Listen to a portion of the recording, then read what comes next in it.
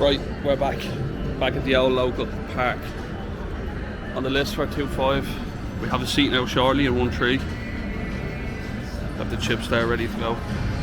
Plan is today, back on the horse, back to winning ways. I'm going to take our seat now in 1-3. Let's see how we get on.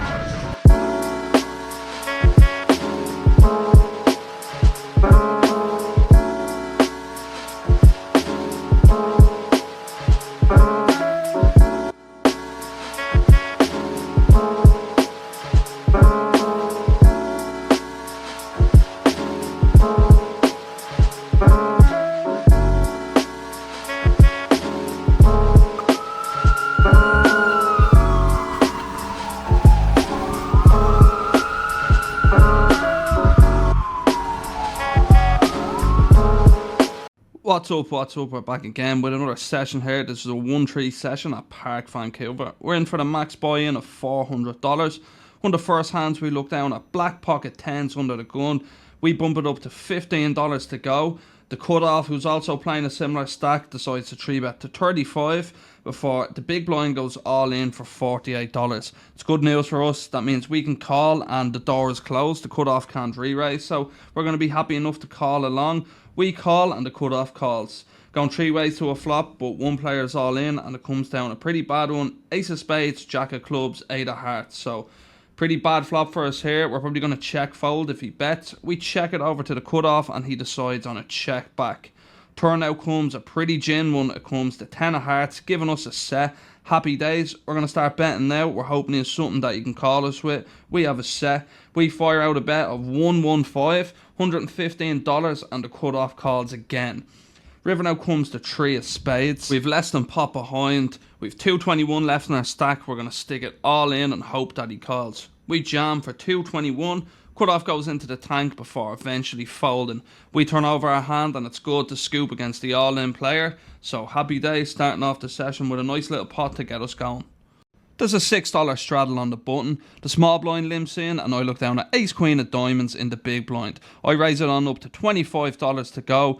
The button calls and the small blind comes along. So 3 of us heading off to a flop here and it comes down king of spades, 7 of clubs, 6 of hearts. So I think we can go 2 ways with this hand. We can bet or we can check. I think I'd be more likely to bet in a heads up pot. I don't mind betting or checking, but after the small blind checks, we decide on it to check this hand with our exact holding.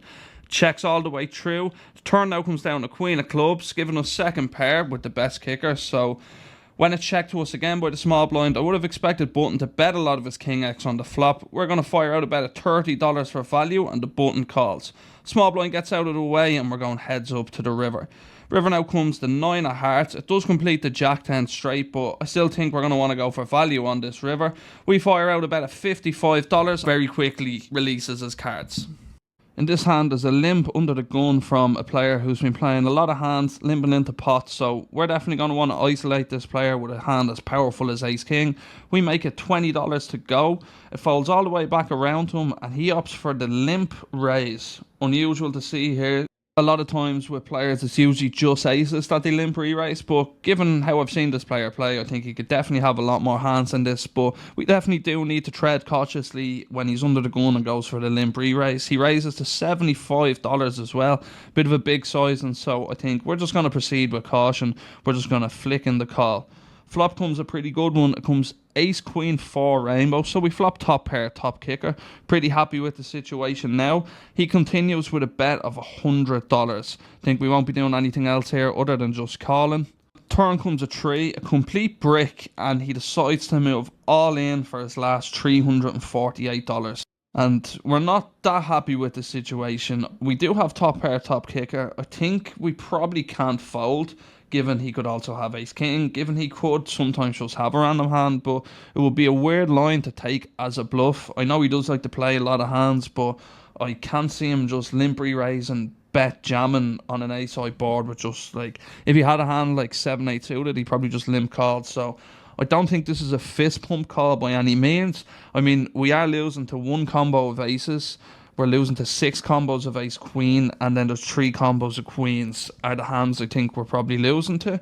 I think he can definitely also have ace king, which we're chopping against. And then the question is, does he ever do it with a worse hand for value? I'm not sure. Does he have ace jack? Potentially, but I don't know. I don't see this line a lot from too many weak hands, so maybe we actually should fold. But when you have ace king in a 4-bet pot, well, it's not 4-bet, he limp re-raise, but it's essentially nearly a 4-bet pot. A limp re-raise is nearly stronger than a 4-bet at times from certain players, especially from under the gun, but we're not losing to that many hands, but then we don't beat that many hands. So this is actually it's actually a pretty disgusting spot here. It's a big bet on the turn. It's for a chunk of big blinds. Like, it's over 100 big blind shove. I think probably in a vacuum, looking back at it now, we probably could fold.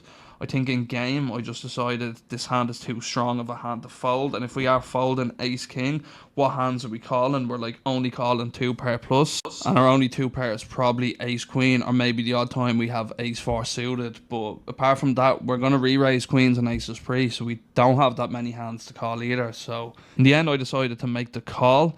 He showed ace queen for a flop 2 pair, so pretty unlucky to be on the wrong side of a cooler there. But I think maybe exploitatively we could probably make massive hero folds like this, and it's probably going to be good in the long run. I don't think many players are bluffing this line at 1-3, even if he does play a lot of pots. So maybe a mistake, I don't know. Let me know in the comments below what you would have done. Would you have called or would you have folded? There's a button straddle on again. It's folded to us in early position. We look down at 7-9 of the clubs. We're going to raise this up to $20 to go. 2 players in middle position call. The hijack calls and the button also calls. So we're going 5 ways to a flop here. Comes down ace of clubs, 2 of clubs, 6 of spades. So we flop a flush draw here. We're going to continue with a small size, and when it's checked to us, we bet $25. Middle position calls and the button calls. So we're going 3 ways to a turn here, and it comes to 2 of hearts. Doesn't really change anything. Then we're going to fire one more time with our flush draw. We fire out a bet of $60. Middle position folds and the button calls. River doesn't bring us any help. It comes down to 3 of diamonds. Now I think we're just going to check and give up. I think when we're 5 ace to the flop, he calls the flop, calls the turn. It's very likely he has an ace. The flush draw bricks out. I don't think he's going to do too much folding. We're just repping a big ace if we blast off. Don't think we're going to fold him off an ace at this stage. So we decide to wave the white flag. We give up. We surrender. We check it to him. He checks back, turns over ace 5 off for the winner. So in this hand, we look down at the black 6s in the big blind. Under the gun opens to 10 and folds all the way around to us. Clear the fend here with this hand. Flop comes down a pretty decent one. It comes 3, 4, 5 with 2 hearts. So we have an overpair, and we also have an open ender if we are behind to a hand like a bigger overpair.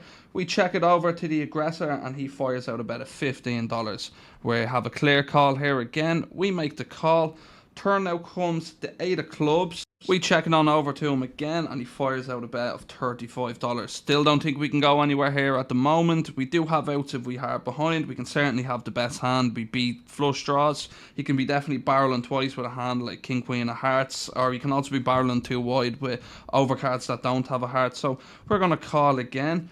River now comes another 8, pair in the 8. We check it over to him again, and he bets $100. So now we're in a tough spot. I think, I'm unsure, does he go for 3 streets on this run out with an overpair? He probably does. I ended up leveling myself into a call. Well, originally I was thinking of raising with the blockers, but I thought that might just be a massive torch. Maybe we should have just folded, but we make the call, and he turns over 7, 8 of diamonds. So he turned top pair. He had the good shot to go with it. River trips, took us all the way to Value Town. So probably should have got away for it, but we're a bit tilty at the moment, making probably 2 loose calls we shouldn't be, especially in a 1-3 game. And for the final hand of the vlog, we look down at pocket rockets on the button. Lovely. Time to get back up to even. There's an open and middle position to $15, and we make a $50 to go. The small blind calls and the original raise are called. So we're going 3 ways to a flop. Flop comes down king, queen, 8 with 2 hearts. So we more than likely have the best hand, but it's still a very dangerous board. We're only really losing to king, queen and pocket 8s at the moment. I'd expect 4 bets from a hand like kings and queens, but there's a bunch of draws out there, a lot of flush draws, a lot of straight draws. So we're going to use a bigger sizing than usual. Usually we just go 1/3 a lot in these spots, but on this board I think we're going to size up a bit more and go for max value. We see bet $70 when it gets checked to us. The small blind gets out of the way before middle position does something unexpected. He just piles his entire stack into the middle. He has us covered. We've 400 to start the hand. We've been topping up. to make sure we stay at the max, and now we're just in another gross spot. We've been absolutely getting hammered all day. So I think his value range is going to be king, queen, and pocket eights. Don't think he has kings, don't think he has queens. And then it comes down to, do we think he bluffs enough flush draws? We don't block the flush draw, which is good. And does he bluff enough Jack 10? I don't think he just pile a hand like Jack 10 unless it's Jack 10 of hearts specifically. So I don't think, we're not going to snap call. We want to think about this for a minute, have a look at him, see if he is capable of this. And the thing, because we're playing 1-3 today instead of 2-5, I feel like people just don't have as much bluffs as they do at the higher stakes. Yeah, the players are better and you get put in tougher spots, but people definitely are way more willing to put the money in. But we've been getting hammered all day. We need to decide, do we want to make this call? In the end, we decide, I'm not good enough to fold aces here. I'm not that much of a nit. If he has it, he has it. We stick the money in, and he announces set before we even get to see the final two cards. So in a world of hurt here again, we're going to need some help on the river.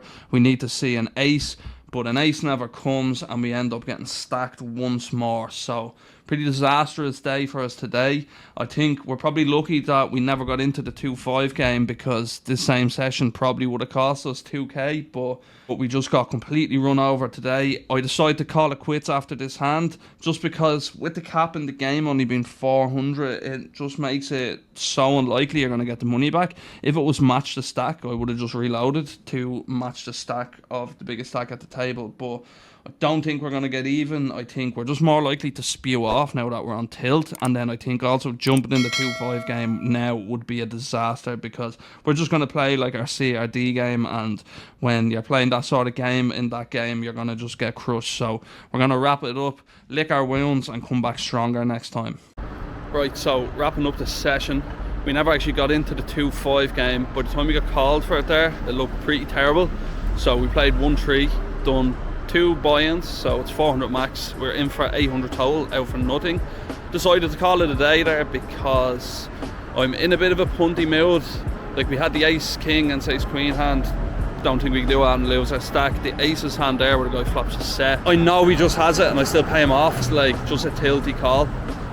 Like, the guy, he's never just bluffing there. Yeah, he might have a flush draw, but I just don't think he does. So when I'm in kind of a tilty punty mood, I don't think there's much point jumping back in. It's not even match the stack where I could jump back in to cover. I have to jump in for 400. So generally, if I'm in a mood like that, I'm probably just not going to play, because that's when you just, the tendencies to blast off start coming in. I think it's just good for the mental game to just not play when you know you're going to be tilted.